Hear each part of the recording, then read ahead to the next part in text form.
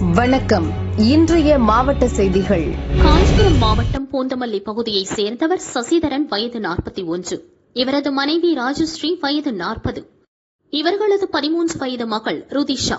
உறவினரை பார்க்க 3 பேரும் காரில் பழனி சென்றனர். காரை சசிதரன் ஓட்டினார்.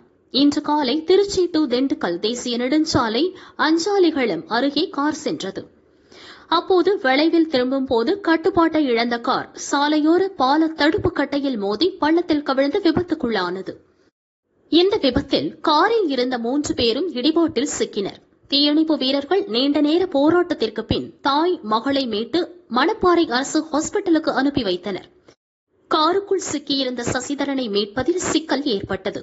அவருக்கு காருக்குள்ளேயே 108 ஆம்புலன்ஸ் மருத்துவ குழுவினர் குளுக்கோஸ் ஏற்றி முதலுதவி சிகிச்சை அளித்தனர். கிரேன் உதவியுடன் காரை பள்ளத்தில் இருந்து சாலை பகுதிக்கு கொண்டு வந்து காரை உடைத்து சுமார் 1 மணி நேர போராட்டத்திற்கு பின் மீட்டு மணப்பாறை அரசு ஹாஸ்பிட்டலுக்கு கொண்டு சென்றனர். அவரை பரிசோதனை செய்த டாக்டர்கள் அவர் ஏற்கனவே இறந்துவிட்டதாக கூறினர். இதற்கிடையே சிகிச்சை பலனின்றி ராஜஸ்ரீ இறந்தார். கவலைக்கிடமாக உள்ள ருதிஷாவிற்கு தீவிர சிகிச்சை அளிக்கப்படுகிறது.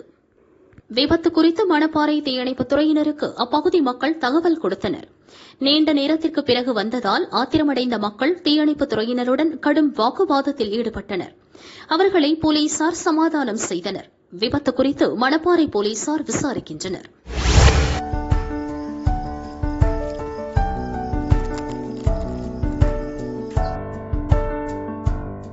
மதுரை திருப்பரங்குன்றம் மலை உச்சியில் இன்று அதிகாலை மகாத்மா காந்தி யோகா இன்ஸ்டிடியூட் சார்பில் யோகா, தியானம், பாராயணம் சிறப்பு பயிற்சி அளிக்கப்பட்டது.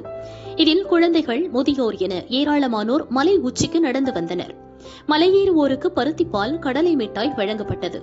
மலை உச்சியில் அதிகாலை சூரியன் உதிக்கும் வேளையில் யோகா, தியானம், மூச்சு பயிற்சி, பாராயணம் உள்ளிட்ட பயிற்சிகளை மகாத்மா காந்தி இன்ஸ்டிடியூட் இயக்குநர் கங்காதரன் மற்றும் ஒருங்கிணைப்பாளர் பாரதி கங்காதரன் அளித்தனர்.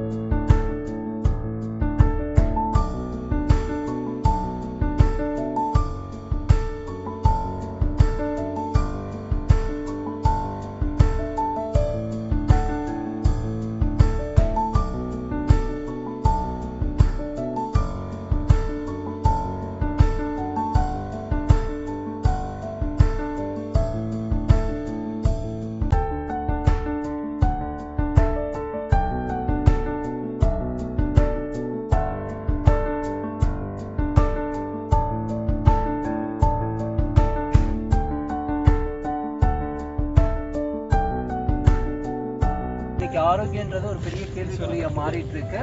அது ஆல்டர்னேட்டிவ்ல வெறும் மருந்து தான் நம்ம உடம்பு சரி பண்ணுறதோட அடிஷனலா நம்ம உடம்ப கொஞ்சம் கேர் பண்ண வேண்டியது இருக்கு. ஏன்னா அதை கொஞ்சம் தொலைச்சிட்டு தான் நிக்கிறோம். லைஃப் ஸ்டைல் கம்ப்ளீட்டா மாறி இருக்கு. அதுல கொஞ்சம் உடம்ப பயன்படுத்தினா மட்டும்தான் எல்லாமே ட்ரீட்மெண்ட்லயே சரி பண்ணுன்றது சான்சஸ் இல்லை.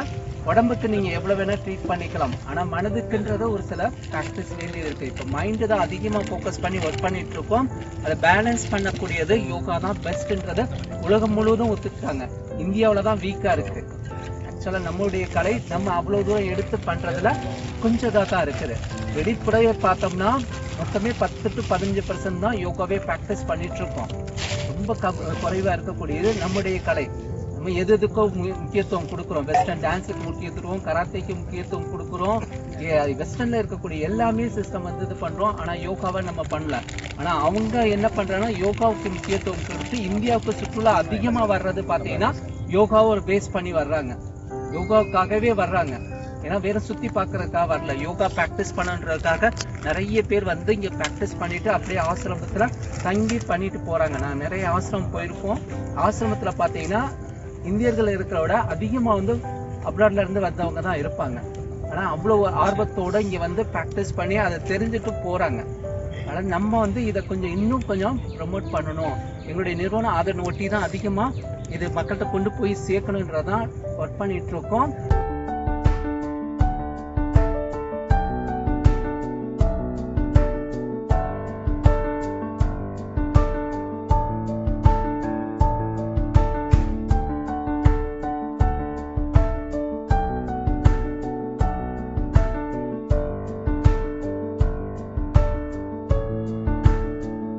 1 மணி நேர பயிற்சியை முடித்த பின் காசி விஸ்வநாதர் கோவிலில் தரிசனம் செய்தனர்.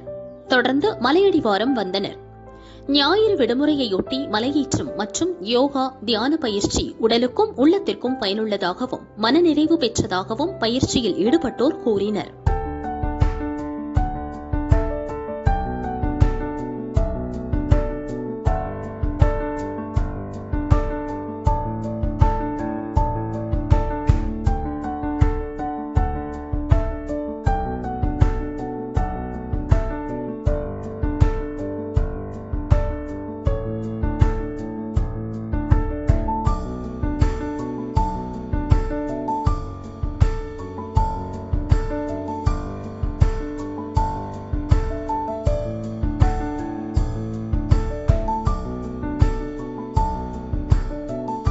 கோவை மருதமலை மேற்கு தொடர்ச்சி மலை அடிவாரத்தில் 4 நாட்களுக்கு முன் பெண் யானை மயங்கி கிடந்தது. எழுந்து நிற்க முடியாமல் பரிதவித்தது.